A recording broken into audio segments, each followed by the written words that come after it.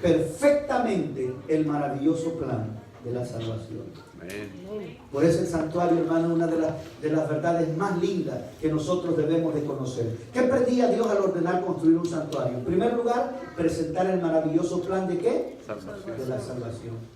El santuario tenía 3 partes. ¿Por qué? Porque representa las 3 fases del ministerio de salvación de Cristo. Número 1, Cristo como el sustituto. ¿Ok? Cristo como el mediador. Y también en el lugar santísimo encontramos a Cristo en una doble función, como un mediador, pero también como juez. ¿Ok? Porque cuando Cristo termina su obra de intercesión, entonces se quita sus vestiduras sacerdotales y entonces se pone sus vestiduras ¿de qué? De juez. ¿Ok? Entonces, en el santuario está representado el plan de la salvación. Aquí en el atrio, aquí encontramos, mis amados hermanos, lo que es Cristo Jesús como el sustituto. Cada cordero, cada animal que era sacrificado allí, como el altar mismo, representaba directamente ¿a quién? A Cristo Jesús. A Cristo Jesús.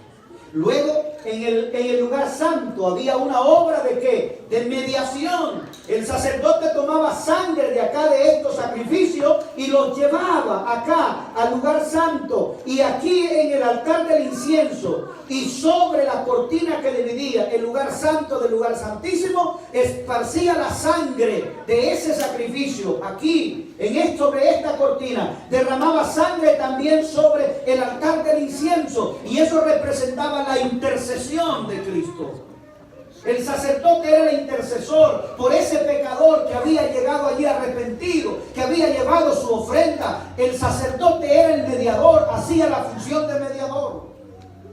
Y aquí encontramos a Cristo Jesús también, aquí como el sustituto, o como el cordero, como el sacrificio. ¿Se recuerdan ustedes qué dijo Juan el Bautista cuando Jesús lo vio llegar a Jesús a la orilla del Jordán? He aquí el cordero de qué? Que quita qué cosa? El pecado del mundo. Y el apóstol Pablo en su carta a los hermanos en Corinto, él dice que ya no necesitan hacer más sacrificios ni más celebraciones de Pascua, porque Cristo Jesús dice que es nuestra Pascua. ¿Ya fue qué cosa? Ya fue crucificada, ya no necesitamos más sacrificio, porque ya el sacrificio correcto ya fue dado, ya fue presentado. Entonces aquí Cristo como el sustituto, aquí Cristo como el sacerdote, como el mediador, y en el lugar santísimo encontramos a Jesús en una doble función, como el mediador y como juez. ¿Ok? Como mediador y como juez. Entonces estas son verdades maravillosas, mis amados hermanos, y qué lindo sería hablar cada una de estas cosas cuando hablamos de todo esto, y ahí tenemos para una semana de oración linda sobre el santuario y entender perfectamente el maravilloso plan de la salvación. Mis amados hermanos, ¿qué más pretendía Dios al ordenar el santuario? Aparte de dejar bien en claro el proceso de la salvación, Dios pretendía construir un santuario, dar evidencia tangible de la presencia de Dios. Dios quería enseñarle al pueblo de Israel que no estaban solos, que Dios no los había abandonado. Y si hay una verdad, hermanos miembros de la iglesia, si hay una verdad que hoy usted y yo debemos de tener bien clara en nuestra vida, no estamos solos. ¿Cuántos dicen amén por eso? No estamos solos. Dios ha prometido estar con su iglesia. Dios ha prometido estar con su pueblo. Dios ha prometido estar con sus hijos. Sí, la serpiente iba a morder el carcañal. Sí, la serpiente va a dañar. Y por eso hoy sufrimos, por eso hoy lloramos, por eso hoy lamentamos tantas cosas. Porque el enemigo sigue queriendo dañarnos, sigue queriendo destruirnos. Pero en medio de cada una de esas batallas, Dios ha prometido estar con su iglesia. Dios ha prometido estar con sus hijos. Y esa es una verdad linda que Dios quería que el pueblo de Israel entendiera en todo su peregrinaje. No estaban solos, Él los acompañaría. Y la Biblia dice que la nube se posesionaba sobre el arca del testimonio, sobre la Chequiná. Allí la presencia de Dios se manifestaba, porque hermano, Dios había dicho: y habitaré en medio de ellos. Habitar en hebreo significa morar, residencia permanente. O sea, Dios quería estar permanentemente con su pueblo. Amén. Y eso es lo que Dios anhela hoy con nosotros. Y Dios cumplió. Leamos Isaías 40, versículos 34, hermano. Veamos Éxodo 40. Porque Dios había prometido al pueblo de Israel estar siempre con ellos. Éxodo 40. ¿Qué dice la palabra del Señor? Versículo 34 y 38. Entonces una nube cubrió el tabernáculo de reunión y la gloria de Jehová. ¿Qué cosa dice la Biblia? Llenó el tabernáculo. Y lea el versículo 38. Porque la nube de Jehová estaba de día sobre el tabernáculo y el fuego estaba de noche sobre él, a vista de toda la casa de Israel. ¿Qué dice allí? Todas sus jornadas. En todas sus jornadas. Qué lindo, mis amados hermanos. Amén.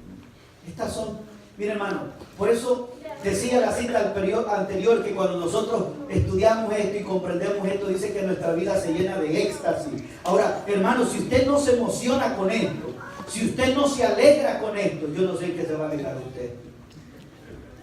No lo sé de verdad. Porque no hay mayor verdad para usted y para mí el saber que Dios nos ama, que Dios está con nosotros, que su gracia aún sigue abierta para nosotros.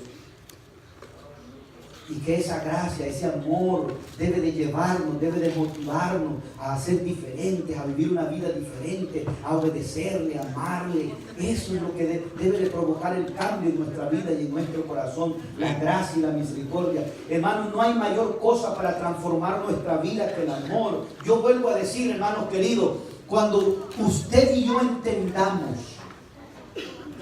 por eso en su carta a la iglesia en Éfeso, el apóstol Pablo, en su petición a Dios, y se lo dice a la iglesia, es de que la iglesia pueda comprender, dice, cuán grande, cuán alto, cuán ancho y cuán profundo es el amor de Dios. Yo le voy a decir algo, hermano querido. Yo le voy a decir algo.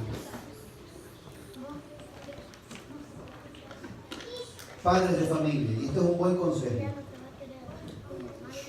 Cuando mi hija mayor estaba entre los 14, 15, 16 años, esos años son años bastante fuertes. ¿Ok? Y en algún momento yo estaba queriendo enfrentar a mi hija directamente y frontalmente. Pero en una oración que yo le dije al Señor, le dije, Señor, ayúdame. Yo necesito rescatar a mi hija. ¿Qué debo de hacer? Porque ya había tratado de ser exigente con ella. Ya, lo más exigente con ella. Entonces decidí cambiar la estrategia. Y me volví el padre más amoroso que ella podía tener. Escuchen bien. El padre más amoroso con ella. Y comencé a estar cerca de ella, comencé a interesarme por su esposa, comencé a relacionarme con ella, comencé a sacarla a modo de interactuar con ella. Comencé a decirle cuánto la amaba, comencé a decirle, hija, eres lo más grande que Dios me ha dado en esta tierra. Hija, eres el tesoro más grande que yo tengo y yo quiero y anhelo lo mejor para ti. Hija, mira, si tú sigues haciendo esto, tu vida se va a dañar, tu vida se va a destruir y por supuesto la mía también, porque soy tu padre y con cada sufrimiento que tú tengas, yo también voy a sufrir. Tu madre también va a sufrir. Y hermanos queridos, no hubo mayor bendición que eso. El amor transformó. El amor cambió. Lo que no logré a punta de correllazos, como decimos allá en El Salvador, lo logré a base de amor. Porque no hay mejor cosa para transformar que el amor. Esposos, usted quiere lograr cosas de su esposa, ámela. Ámela. Dígale cuánto la ama. Dígale cuán importante es ella para usted. Y usted será feliz, eso se lo aseguro. Pero usted le reclama a la señora, le dice cosas y después usted está exigiendo cosas, le va mal. Le va mal. Esposas, lo mismo. Si ustedes quieren transformar a sus esposos, ámenlos. Porque lo que cambia, lo que transforma es el amor. Hay una historia muy interesante de una señora que quería abandonar a su esposo, ya no lo aguantaba. Y va donde el terapeuta familiar y le dice: doctor, yo quiero abandonar a mi esposo. Y el doctor dice: pues entonces simplemente hágalo. Pero ella dice: no, es que yo quiero dejarlo, pero quiero que sufra. Quiero que me pague todas las que me ha hecho. Ayúdame, doctor, dígame qué puedo hacer para que eso suceda. Y entonces el doctor le dice al terapeuta familiar: ¿usted está de acuerdo a hacer lo que yo le diga? Y la mujer dice: con tal que ese bandido sufra, dígame cualquier cosa que yo le haga. Y entonces el doctor le pregunta: ¿cómo ha sido usted? ¿Cómo se ha portado usted con él durante todo este tiempo? Mal, lo he tratado mal, si es un desgraciado. Y la mujer soltaba todo. Entonces el doctor le dice: ok, vamos a comenzar por allí. Vamos a comenzar a cambiarle, dice, y de ahora en adelante usted va a comenzar a tratarlo bien. La mujer le dice: y dígame, ¿cómo va a sufrir con eso? Si yo lo que quiero es que sufra, que me pague todas las que me ha hecho. Pero usted me está diciendo que lo trate bien. Y entonces el doctor le dice: pero es que déjeme terminar. De ahora en adelante, trátelo bien. Conviértase en la mejor esposa del mundo. La mujer no entendía, pero el doctor dice: yo no entiendo. Y entonces el hombre le dice: cuando él vea que usted ha cambiado, cuando él vea el trato que está recibiendo de usted, entonces él va a decir: óigame, qué gran mujer tengo, qué gran esposa tengo. Y cuando ya él vea que usted está sedita y que usted está mansita, entonces déjelo. Porque entonces él va a sufrir y va a decir: qué mujer la que perdí, cómo me trataba de bien esa mujer. Ay, ahora sí le gustó a la mujer. Está bien, está bien. Lo que yo quiero es que sufra ese bandido. Está bien, me gusta la idea. Y jamás la mujer llegó a su casa, comenzó a tratar a aquel hombre que no se lo merecía, pero lo recibía muy atenta cuando llegaba de trabajar, lo despedía muy bien, le tenía su comida lista, lo apapachaba, y aquel hombre, pues bueno, hasta qué mosca le habrá picado, ¿no? Pero todos los días, el trato amable, el trato agradable, y entonces aquel hombre, dice el relato, que automáticamente comenzó a cambiar también. Comenzó a responder y dijo: oye, no puedo yo tratar a esta mujer, me está tratando bien, esta mujer está cambiando, yo no puedo reaccionar como lo he estado haciendo. Y entonces el hombre comenzó a cambiar, comenzó a tener un trato diferente con ella, comenzó a ser diferente con ella, y las cosas dicen que se volvieron buenas, aquel lugar reinaba. Y entonces después de algunos meses, entonces la mujer va donde el terapeuta familiar y le dice: doctor, he seguido todo al pie de la letra, lo tengo corriendo. Y entonces el doctor le dice: perfecto, ahí queríamos llegar, ahora es el punto, déjelo, porque va a sufrir, él va a llorar, él va a decir: qué mujer la que perdí, cómo es posible que se me fue ahora. Él va a sufrir, él va a llorar. Pero ahora la mujer le dice, pero es que el doctor sabe que es lo que ha pasado. Que ahora soy yo la que lo quiero dejar.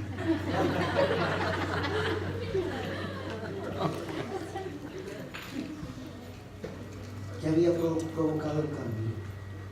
El amor.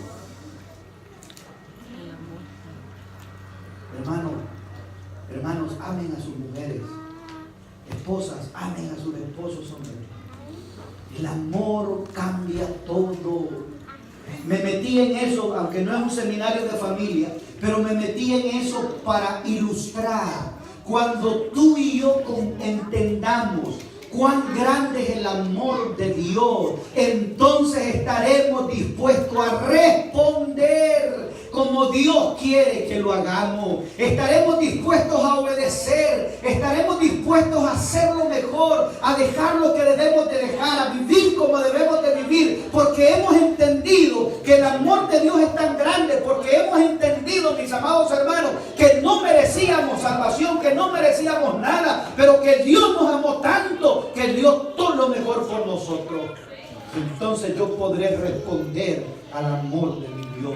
No porque me estén obligando, no porque me estén regañando cada día, no porque hay un hermano aquí que esté tirando, no, simplemente porque el amor de Dios ha constreñido mi corazón, porque el amor de Dios, mi amado hermano, me ha hecho entender las cosas, y entonces yo obedezco, yo vivo una vida correcta porque amo a mi Dios. Si tú estás haciendo las cosas a la fuerza solo para que no te vean o para que no hablen mal de ti, estás en problema. El Señor dijo, si me amáis, ¿qué cosa?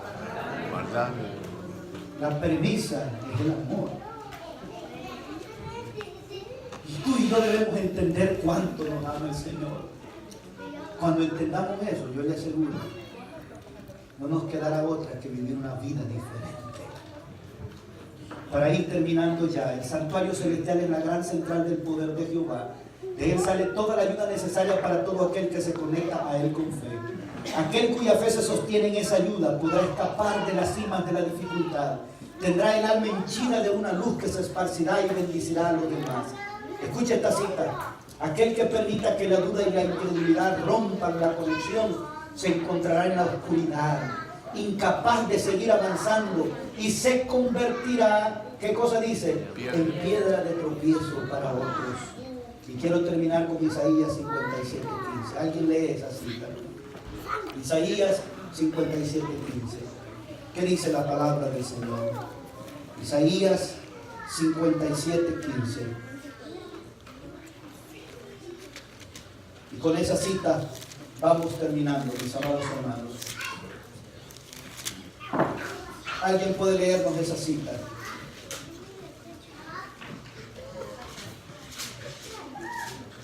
Así dice el excelso y sublime. Ponte de pie y hazlo fuerte, con voz de predicador. Dice, así dice el excelso y sublime, el que habita la eternidad y cuyo nombre es santo. Yo habito en la altura y en la santidad, y también con el contrito y humilde de espíritu, para reanimar el espíritu de los humildes y verificar al corazón de los contritos. Gloria a Dios. ¿Con quién habita Jehová? Dice ahí, mis amados hermanos. ¿Con quién habita Jehová? ¿Con el quebrantado de qué? ¿Con el quebrantado y humilde de qué? Espíritu. Del espíritu. Ahí. Con ese habita Jehová. Hermanos, Él desea vivir con su iglesia.